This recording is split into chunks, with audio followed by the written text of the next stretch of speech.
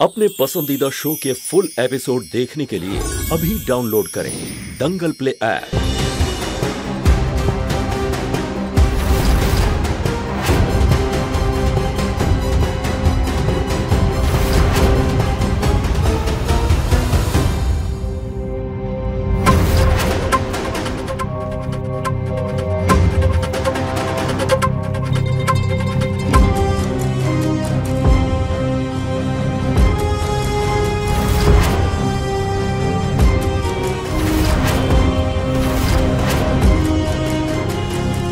भाभी, आप अब तक उसी बारे में सोच रहे हैं? नहीं नव्या, ऐसा नहीं है। ज्यादा मत सोचिए, ओवर थिंकिंग अच्छी बात नहीं होती, हमें परेशान कर देती। एनीवे, देखिए मैं आपके लिए क्या लाई। इसे पीते ही ना आपका मूड यूं चेंज हो जाएगा, आई प्रॉमिस। ठंडी ठंडी स्मूदीज लीजिए, पी लीजिए। नहीं नव्या, मेरा बिल्कुल मन नहीं है। अब एक काम करो, तुम पी लो, मैं बाद में पी लूंगी। ऐसे कैसे मन नहीं है? आपने नाश्ता भी नहीं किया, पी कर देखिए, बहुत अमेजिंग बनी है। मैंने एक बहुत अच्छे शेफ की रेसिपी देखकर बनाया, आई एम टेलिंग यू, बहुत सही बनी होगी। ट्राई तो कीजिए।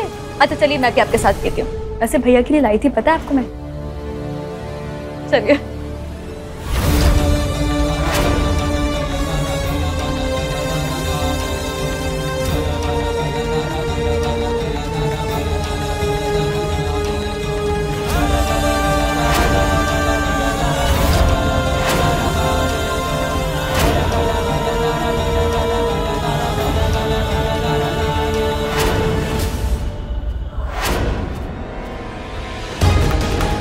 नव्या, ये क्या है?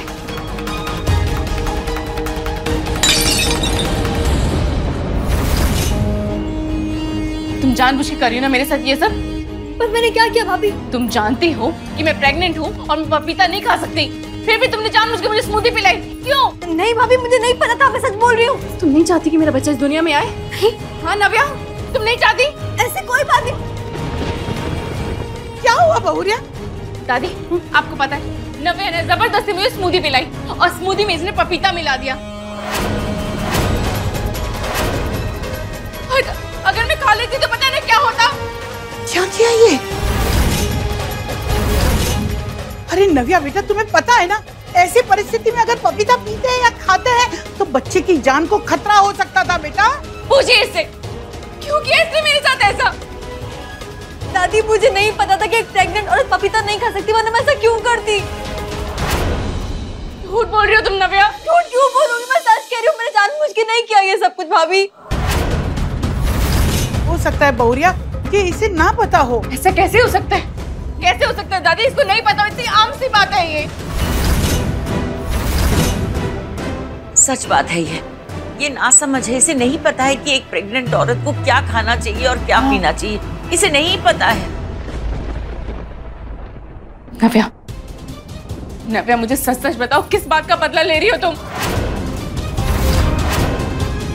बताओ किस बात का बदला ले रही हो? तुम नहीं चाहती मेरा बच्चा इस दुनिया में आए? ऐसी बातें कर रही भाभी, ये बच्चा मेरे भाई का है, मैं बुआ बनने वाली थी। ऐसा कैसे करूंगी? आप सोच कह सकती है? झूठ बोल रही हो तुम। सच कह रही है? झूठ बोल रही है भाभी, मैं सच कह रही हूँ, बदलने की कोशिश कर रही हूँ, यकीन मानिए मेरा। मैंने खुद का बच्चा खोया, मैं कैसे कर सकती हूँ अपने बच्चे के साथ? तुमने जो किया है ना, भगवान उसके लिए तुम्हें कभी माफ नहीं करेगा। शगुन, मेरी बात मानो, नव्या ऐसी घिनौनी हरकत कभी नहीं कर सकती। तुम्हारे बच्चे के साथ तुम्हें जितना लगाव है ना, हम सबको तुम्हारे बच्चे के साथ लगाव है। ये ऐसा नहीं कर सकती बेटा। गलती हो गई होगी नव्या से। नव्या, खबरदार, आज के बाद ऐसी गलती कभी दोबारा मत करना। दादी, आई प्रॉमिस, कभी ऐसा कुछ नहीं होगा। बस कीजिए आप लोग,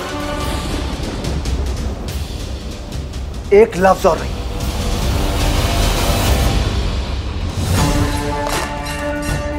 और नव्या, तुम आज के बाद शगुन के पास आने की कोई जरूरत नहीं।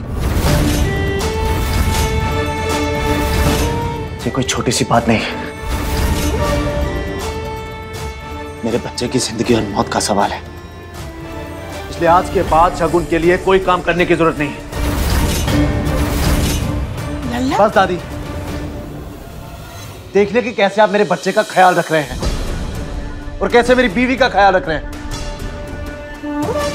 इसलिए आज के बाद शगुन का ख्याल मैं रखूंगा, मेरे बच्चे का ख्याल मैं रखूंगा। उसे क्या खाना है, क्या पीना है, मैं डिसाइड करूंगा।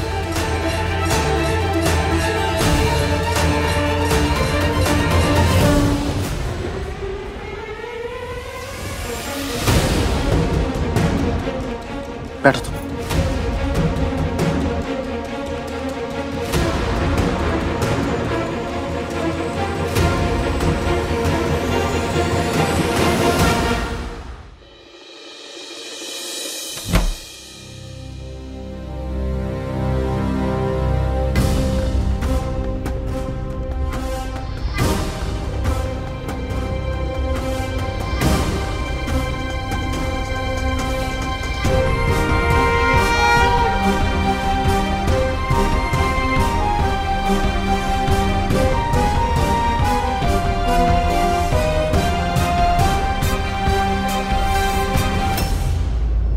भगवान के सर पे हाथ रख के कसम खाओ कि ये तुमने जानबूझ के नहीं किया।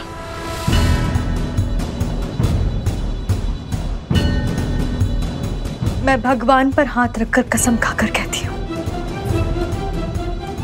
मैंने ये जानबूझकर नहीं किया।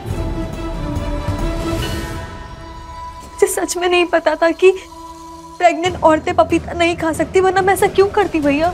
मुझे कुछ समझ में नहीं आ रहा। पहले वो डॉल और अब ये सब। आपके बच्चे को मारने का ना मैं सपने में भी नहीं सोच सकती भैया। मैं तो अपने लिए स्मूदी बनाने गई थी, मुझे लगा भाभी को भी पिलाती हूँ, उन्हें अच्छा लगेगा। पर शायद मैंने आपका और भाभी का विश्वास हमेशा के लिए खो दिया। जो इंसान बार बार गलतियां करे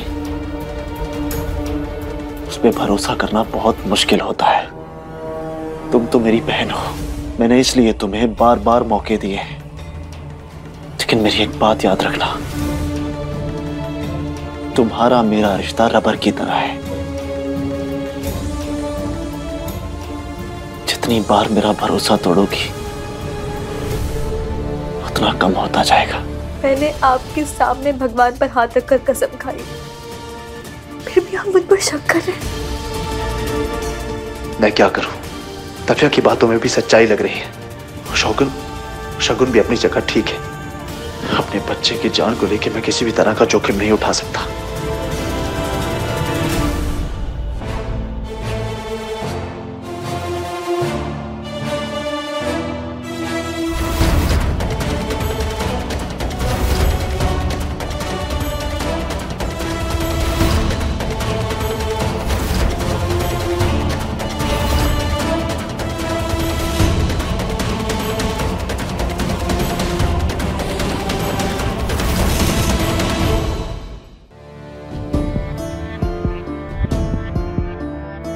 दादी आप मैं किचन में जाके बुआ की हेल्प कर देती हूँ। बहुरिया, कहाँ जा रही हो? हमने तुमसे कहा है ना कि तुम खुश रहा करो। इतना कुछ हो रहा है, उसके बावजूद अपने दिल को कैसे समझाऊं? बेटा, ये जो हमारे कान्हा जी है ना, कृष्ण कन्हैया, इनकी जन्म की गाथा तो तुम्हें पता ही होगी। इनके जन्म के वक्त भी बहुत सारी विपत्तियां आई थी, और वो दुष्ट कंस, वो तो उसकी पूरी मुमकिन कोशिश कर रहा था कान्हा जी की हत्या करने की। श्री कृष्ण के जन्म ने ये बात तो साबित कर दी कि बुराई कितनी भी बुरी या लंबी हो, पर विजय अंत में सच्चाई की ही होती है।